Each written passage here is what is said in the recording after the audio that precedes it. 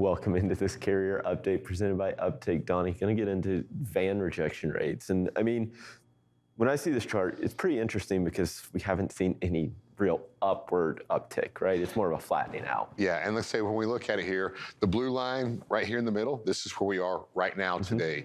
The green line's where we were last year, which is we started that decline slightly. In 2020, this is where the light blue line, we showed the peak where this was right before COVID, where everybody ran out and got their toilet paper and hand sanitizer. Economy shut down. Toilet paper and hand sanitizer for a respiratory virus. And then, of course, we opened back up and everything took off. And this is where we blew into the peak.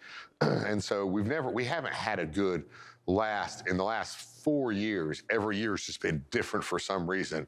In the red line 2019, that was that bust market. Yeah. So in here we go back and we don't have all of 2018. That was a boom market. So we go boom, bust, and then this COVID stuff that's happened. So it's hard to go in and really compare all these. But right now, probably starting about mid-June, we're probably going to follow more of this red line or orange line down here at the bottom. We see what's going on, but we don't see a lot of pickup right here in rejection rates, which is going to make these next several months pretty soft.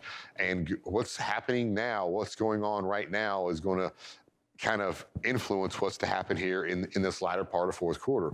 We will see a bump, but you see here in this red line, this bump is only up to less than 15%, which is half of what we were all of last year.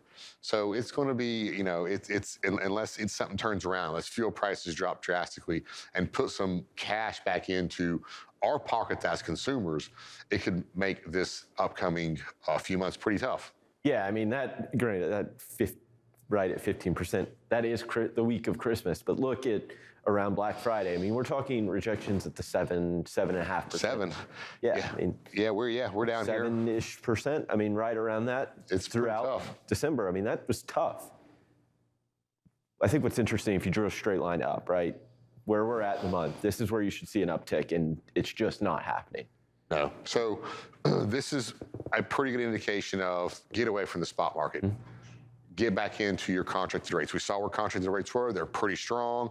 And that didn't have fuel included in them just yet either. And fuel, obviously, for good reasons, is extremely high.